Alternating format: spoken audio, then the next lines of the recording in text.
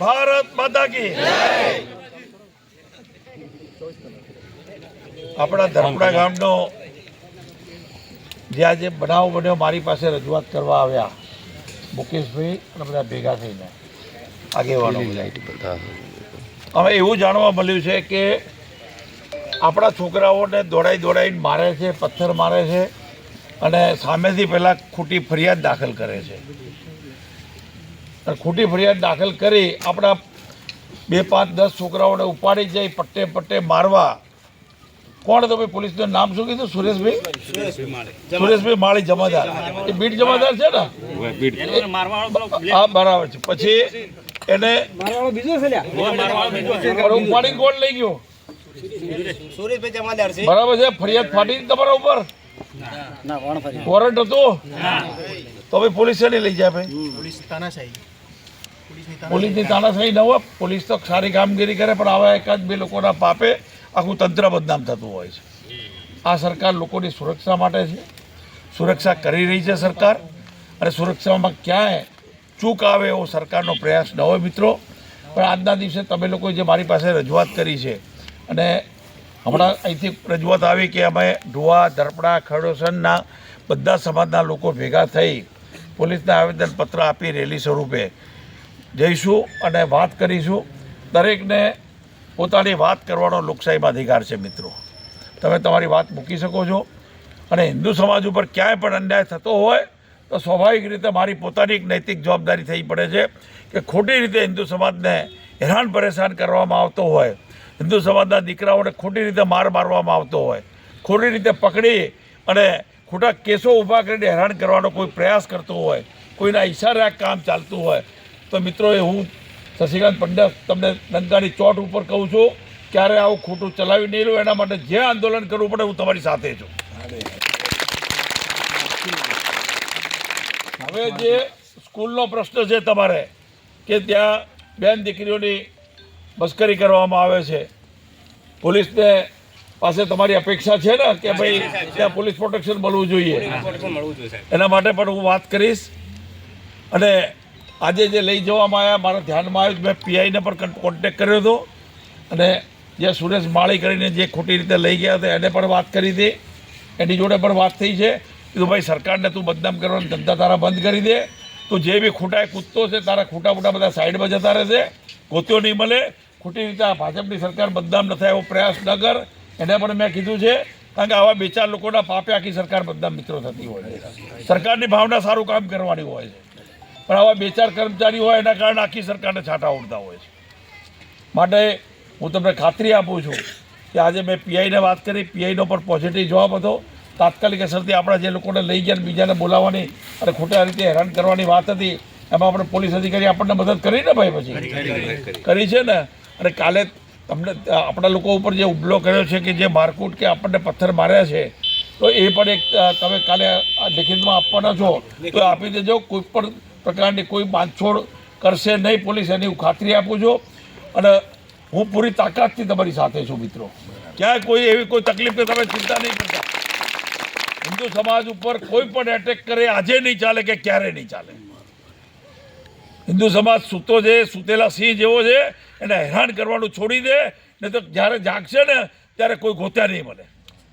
આ વિધર્મીઓને હું હજી કહું છું કે સુધરી જાઓ તો સારું છે. આ રીતે નાના છોકરાઓને હેરાન કરો, પથ્થર મારા કરો છો, બેન દીકરીઓને પરેશાન કરો છો, લવ જેહાદનો શિકાર બનાવો છો. આવું મિત્રો નહીં ચાલે. સરકાર છે, સરકાર આ બાબતમાં કટિબદ્ધ છે અને સરકાર આખી તમારી સાથે છે. પેટનું પાણી પણ તમારે કોઈ હલાવવાની જરૂર નથી. આજે વાત આવી તો મને પોતાને દુઃખ થયું છે કે આ પ્રકારની જે વાત આવી છે એ યોગ્ય નથી આવી વાત. પણ એક વાત હું તમને કહી દઉં છું મિત્રો. બોલો બોલો બોલો બોલો ભાઈ.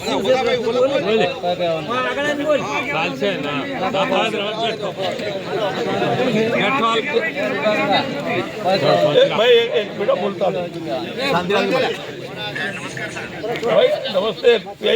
હવે હું આવ્યો છું ધરપડા ગામમાં અત્યારે હવે અહીંયાથી ફરિયાદ એ પ્રકારની આવી છે કે બેન દીકરીઓ જે સ્કૂલમાં જતી હોય છે એને વિધર્મીઓ ટાર્ગેટ કરી લવજિહાદનો શિકાર બનાવે છે, ઠઠ્ઠા મસ્કરીઓ કરે છે, હેરાન પરેશાન કરે છે. એટલે આ પ્રકારની જો ચાલતું હોય તો પોલીસની પણ જવાબદારી થઈ પડે છે કે પ્રોટેક્શન આપવું આપણે. સર હું પોતે જ છૂટવા આવવાના સમયે છે ને હાજર રહીશ. બરોબર છે. કાલે આ લોકો એવું નક્કી કર્યું છે 2-4 ગામના ભેગા લોકો થઈ એક રેલીનું આયોજન કરે છે અને એક આવેદનપત્ર આપવાની વાત કરે છે લિખિતમાં. અને કોઈ પોલીસ કર્મચારી છે તમારે કોઈ સુરેશ માળી કરીને એની ફરિયાદો ખૂબ છે, આ લોકો કરે છે. અને એક વ્યક્તિના કારણે આખી સરકાર બદનામ થાય એ તમને પોલીસ અધિકારી તરીકે તમને પણ ન શોભે, સરકારને ન શોભે કે પ્રજાને પણ, પ્રજા પીડિત થાય ન ચાલે ભાઈ. તો એને તમે આ તપાસ મિલનને આપી છે કોઈ બીજા કર્મચારીને, એ સમાચાર મને મળે સારું કર્યું છે. અને આ લોકોની કોઈ પણ ફરિયાદ હોય તો ફરિયાદ લેવી એ પોલીસની નૈતિક જવાબદારી બને છે. તો કોઈ હેરાન પરેશાન ગ્રામજનો ન થાય આ લોકશાહીમાં, એ આપણે ભાઈ જોઈ લેવું પડે આપણી રીતે.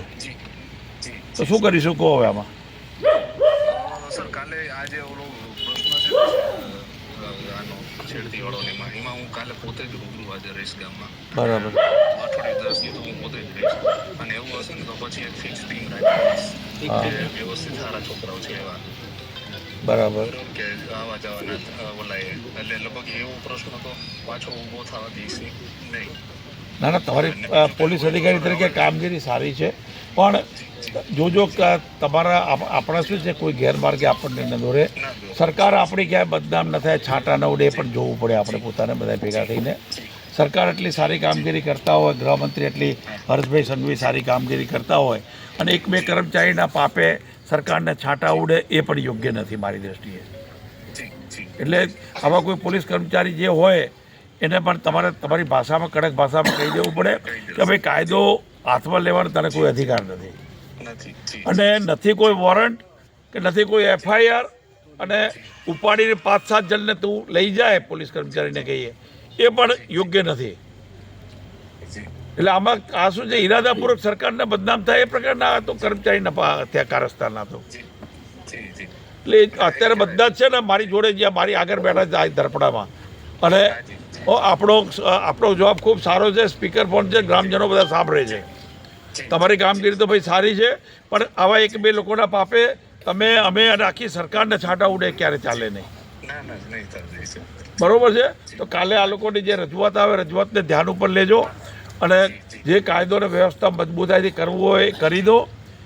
અને એક તો માર ખાય હિન્દુ સમાજ, અને ઉપરથી પેલા ખોટી ફરિયાદ હાલે, અને આપણા 5-10 લોકોને અંદર નાખવાના. આ તો ભાઈ ન ચાલે ને, હું એમ કહું છું. હો તો તમે જરા જોડે રહી અને આ બધું જોઈ લેજો. હો એ સારું ભાઈ, થેન્ક યુ. આ પોલીસ કોઈ ચિંતા ન કરો, આખી સરકાર અને હિન્દુ સમાજ આખો તમારી સાથે. તમને ખબર છે ધરપડા ગામ ઉપર તો મને પોતાને ઢુવા ધરપડા ઉપર કેમ નાચ છે, કેમ ગર્વ છે કે તમારા લોકોના કારણે તો આ આલિયા માલિયા જમાલિયા ઊભા થવાની હિંમત નથી કરતા. આટલો ક્ષત્રિય સમાજ મજબૂત છે એટલે તો આલિયા માલિયા ઊભા નથી થતા, અને તમે લોકો ચૂપચાપ બેસી રહો, ક્યાં ચાલે હું એમ. અને આપણે માર ખાવાનો. સરકાર તમારી સાથે છે, કોઈ ચિંતા નહીં કરતા. આખી સરકાર પૂરી પ્રામાણિકતા અને નિષ્ઠાથી કોઈને પણ તકલીફ નહીં પડે એની જવાબદારી સરકારની હું લઉં છું. હું પોતે પણ સરકારનો એક કાર્યકર્તા છું, માટે આપ સૌને ખાતરી આપું છું મિત્રો કે ક્યાંય કોઈ તકલીફ આ હિન્દુ સમાજને નહીં પડે, એની સૌને ખાતરી આપું છું. અને તમારી જે રજૂઆત હોય એ કાયદાની મર્યાદામાં રહી અને કરજો. આખી સરકાર તમારી સાથે રહેશે. અને આ આલિયા માલિયા જમાલિયા આપણી બેન દીકરી સામે જો લવજિહાદનો શિકાર બનાવવાની કે કોઈ ઠઠ્ઠા મસ્કરી કરવાની હિંમત કરશે તો એને આજે નહીં ક્યારે માફ નહીં કરીએ આપણે. માટે આપ સૌએ અહીંયા બોલાવી અમારું સન્માન કર્યું એ બદલ આપ સૌનો ખૂબ ખૂબ દિલથી આભાર માનું છું. અને તમે તમારી જાતને મિત્રો એકલા નહીં સમજતા. અને હું તો ધારાસભ્ય તરીકે 5 વર્ષ રહ્યો, એમાં ઢુવા ધરપડા તો મારા પ્રિય ગામો છે. બરોબર કે નહીં? બરોબર છે. એટલે આ ગામને કોઈ તકલીફ પડે તો ક્યારે ભાઈ ન ચાલે. અને પોલીસ અધિકારીને પણ આપણે જે ભાષામાં કહેવું તે કહી દીધું છે. પોલીસ તો પણ 1-2 લોકોના કારણે આવું થતું હોય છે. પણ તમે જે તમારા લેવલે રજૂઆત કરવાની જે થયું છે મુકેશભાઈ તકલીફ છે તમને એ તમે લેખિતમાં આપી દેજો તમે અને સરકાર આખી સાથે રહેશે. ખૂબ ખૂબ આભાર. અસ્તુ ભારત માતા કી.